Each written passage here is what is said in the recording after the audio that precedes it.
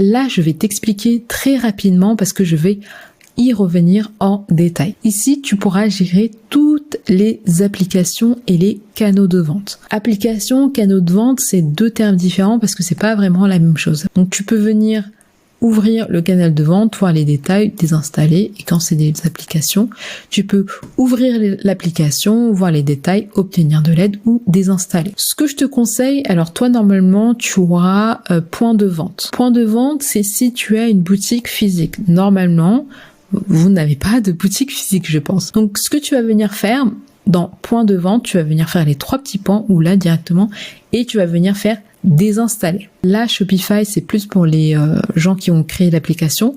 Ils te demandent un motif de la désinstallation.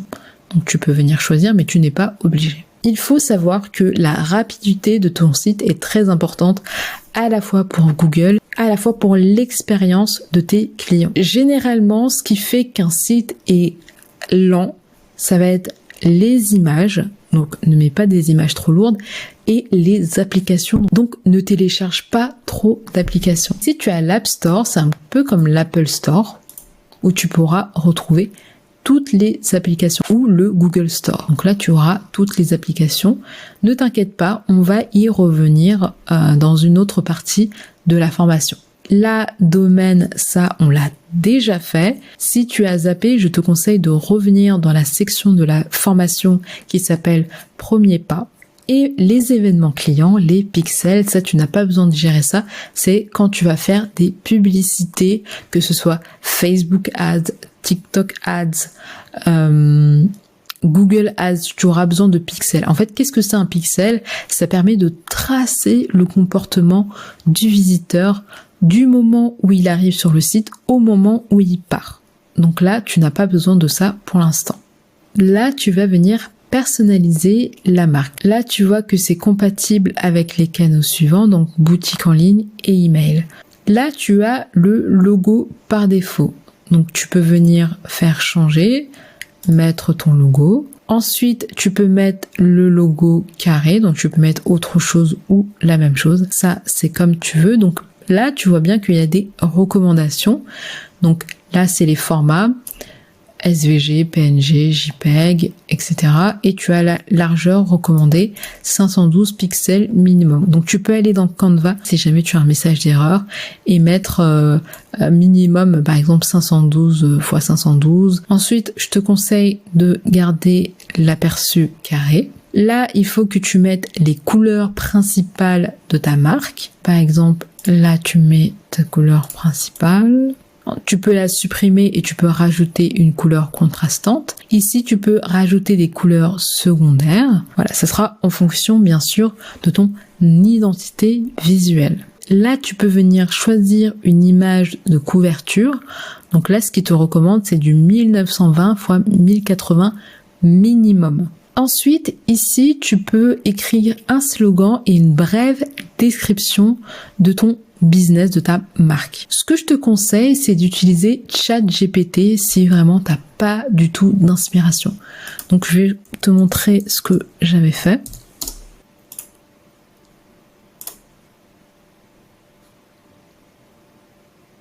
Donc, voilà, c'est ce que j'avais mis. ChatGPT, je pense que tu l'as déjà utilisé. Si tu l'as pas utilisé, donc voilà, c'est une intelligence artificielle qui te permet d'aller beaucoup plus vite, qui te permet de trouver des idées, qui te permet d'améliorer tes textes. Voilà, vraiment plein de choses. Donc là, j'ai utilisé plusieurs prompts. Voilà, c'est ce que tu demandes à l'intelligence artificielle. Et plus ton prompt est carré, plus la réponse sera carrée. Donc moi, par exemple, je lui ai dit, trouve-moi une idée de slogan pour ma marque Brown Era qui vend des accessoires pour cheveux crépus en 80 caractères maximum.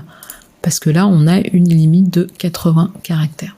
C'est ce qu'il m'avait trouvé, donc moi j'étais pas satisfaite et je lui ai dit donne-moi 5 autres idées.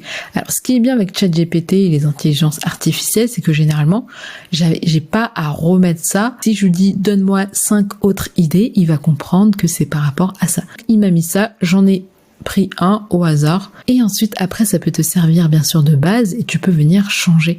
Ça, il y a vraiment pas de souci. J'ai fait la même chose pour la description et je suis venue copier ça et je l'ai mis là. Donc ça faisait pile poil 150 caractères.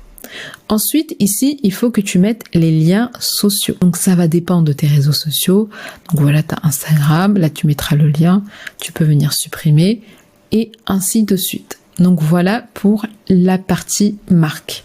Là, tu as tous les mails qui seront envoyés aux clients, toutes les notifications. Il y a beaucoup de cas de figure. On va pas venir changer tout parce qu'on n'a pas que ça à faire. Ici, tu peux venir personnaliser les modèles d'email qui sont utilisés pour tous les emails. Donc, on fait ça. Ensuite, là, tu peux juste venir changer le logo et la couleur d'accent. Donc là, tu fais changer. Si tu as déjà ton image, tu fais ça. Et ensuite, si ton logo est trop gros, tu peux venir changer. Donc là, tu vas faire ça. Et très important, il faut enregistrer pour avoir l'aperçu, sinon ça ne marche pas. Donc là, 35, c'est un petit peu trop petit. Je vais essayer 60. Donc voilà, là c'est très bien. Ensuite, tu mets ta couleur d'accent, donc soit le code, soit directement ici. Bon, je te conseille, normalement sur Canva, tu peux aller chercher, ou sur un logiciel comme Illustrator, tu peux venir chercher le code couleur. Et voilà ce que ça donne. Donc c'est bien, c'est un petit peu plus personnalisé. Malheureusement, à l'heure actuelle, par rapport au design, on peut juste venir changer ça. Peut-être que plus tard, on pourra venir changer d'autres choses. Voilà, ça va être pareil pour tous les autres emails. Donc je reviens en arrière. Ici, tu as l'email de l'expéditeur, très important. J'espère que tu as vérifié ton email. Moi, je ne l'ai pas vérifié. Ensuite, ici, tu peux venir personnaliser chaque notification. Comme je te l'ai dit, il y en a beaucoup. On n'a pas que ça à faire, on va pas changer pour tout. Je vais juste te montrer pour confirmation de commande parce que c'est la plus importante. Après, toi, si ça t'amuse de changer partout, tu peux le faire. Donc, on fait confirmation de commande. Ici, tu as l'aperçu email et l'aperçu SMS. Tout ce qui est SMS, comme je te l'ai dit, on va pas venir gérer ça ici. Là, tu peux venir t'envoyer un test. Donc, l'email sera envoyé à ton adresse. Ça, tu peux pas changer. Et tu peux modifier le code. Un petit peu comme avec le bordereau d'expédition que tu mets à l'intérieur du colis. Là, tu peux venir modifier. Donc, par exemple, moi, j'ai un message d'alerte parce que je n'ai pas vérifié mon email. Donc, je ne peux pas modifier. Donc, par exemple, tout ce qui est entracolag, ça, je t'ai dit, il ne faut pas que tu touches. Si jamais tu t'es trompé, tu peux venir tout en bas et faire revenir à la valeur par défaut. Donc ça va tout effacer et ça va te remettre comme c'était. Si tu as la flemme, si tu as pas envie de changer et que tu trouves l'aperçu très bien, tu peux laisser aussi comme ça. Je te montre ce que j'ai fait dans mon autre boutique. Donc, je vais faire modifier le code. Ici, j'ai mis Hey Customer First Name. En fait, ça va reprendre le prénom du client. Donc, par exemple, si c'est Laura, ça va être Hey Laura, ta commande, est confirmée. Si c'est Julie, Hey Julie, ta commande est confirmée. Si c'est Fatou, Hey Fatou, ta commande est confirmée. Donc voilà, moi j'ai fait ça, donc ça donne ça. Hey John, ta commande est confirmée. Commande, merci pour ton achat. J'avais mis un petit smiley. Donc voilà, j'avais un petit peu personnalisé les choses. Toi, tu n'es vraiment pas obligé. Alors, moi, je voulais vraiment que ça colle avec le ton de ma marque parce que je tutoie beaucoup. Donc, j'ai changé quelques petits trucs par-ci, par-là. Alors, tout ce qu'il y a ici, je te conseille de ne pas toucher. Si tu veux changer, tu peux changer tout ce qu'il y a ici et ici. Donc là, je vais te montrer où ça se situe. Donc là, tu as plusieurs cas de figure. Donc, si ça se passe, tu fais apparaître ce message-là. Si c'est une autre situation, tu fais apparaître ce message-là. Ensuite, voilà, tu recevras un email de confirmation, ton paiement en main. Voilà, quand c'est le pick-up, vous n'avez pas de pick-up. Quand c'est local, tu n'as pas de boutique physique, donc tu n'es pas concerné. Et c'est ce que j'ai mis ici. Nous préparons avec amour l'envoi de ta commande. Nous t'informerons quand celle-ci aura été envoyée. Donc vraiment, tu peux t'arrêter vraiment là et tu peux venir changer ça. Ici, tu n'as pas besoin. Ici, tu peux venir changer, mais c'est pas la peine. Surtout, si tu veux pas t'embêter et quand même personnaliser un petit peu, je te conseille de changer l'objet de l'email. Alors là, si tu veux avoir ça, tu peux venir cliquer ici et tu auras toutes les variables ici. Tu auras toutes les explications. Et si tu as du mal, tu veux mettre quelque chose de particulier, mais que tu n'arrives pas à comprendre, bah, tu me sollicites et on regarde ça ensemble, pas de souci. Alors, ici, on va reparler de RGPD. Donc, tu as la double procédure d'inscription.